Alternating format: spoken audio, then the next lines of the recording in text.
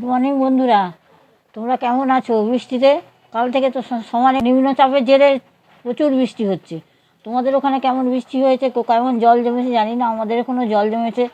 এবং ঘর থেকে, আমরা ভাড়া ঘরে থাকি, ঘর থেকেও জল পড়ছে, মেঝেতেও জল পড়ছে। আর শহর তো, গ্রাম তো বাংলা তো আছেই, শহরেও এরকম অবস্থা। ঘরের ভেতরে জল ঢুকে যাচ্ছে, রাস্তায় এক হাঁটু জল, মানে ট্রেন বাস চলাচল বন্ধ হয়ে যাচ্ছে। চাষবাসের জন্যও খুব অসুবিধা। মানুষ এই যে চাষবাসের জল, জমিতে জল ঢুকে যাচ্ছে, এতেও তো জিনিসপত্রের দাম, এরপরে যখন বৃষ্টি কমে যাবে জিনিসপত্রের দামও বেড়ে যাবে। মানুষের কোনো কিছুতেই শান্তি নেই।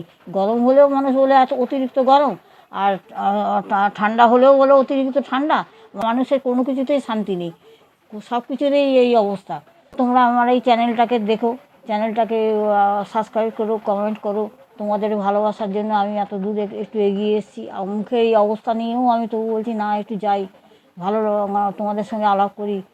বর্ষার মধ্যে তো অনেকের ঘরে অনেক রকম রান্না হচ্ছে, খিচুড়ি তো মাস্ট হবেই।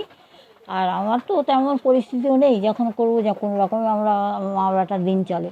শহরের দিকে যা হচ্ছে, কসবা থেকে, অভয়াকাণ্ড থেকে, নানান রকম, শহরে তো কোনো কিছুতেই শান্তি নেই। মেয়েদের তো সুরক্ষাই নেই। মেয়েরা যে শান্তিমতো বাইরে বেরিয়ে একটু কাজকর্ম করবে, ঘরে মা বাবারা ওই নিয়ে চিন্তা করে, আমার মেয়ে কখন ঘরে ফিরবে, কখন আসবে। হ্যাঁ, যা এই সব নিয়েই চিন্তা করে। নানা রকম দেশ দুনিয়ার খবর শুনে শুনে মেয়েদের সুরক্ষার জন্য কোনো কিছুই সরকার ব্যবস্থা করেনি। সরকার সবই জানে, সবই দেখছে, কিন্তু মেয়েদের সুরক্ষা নিয়ে কোনো কিছু নেই। মেয়েরা যে শান্তিমতো রাস্তাঘাটে চলাফেরা করবে, কাজকর্ম করবে, তাদের কোনো নেই, সুরক্ষার কোনো ব্যবস্থা নেই।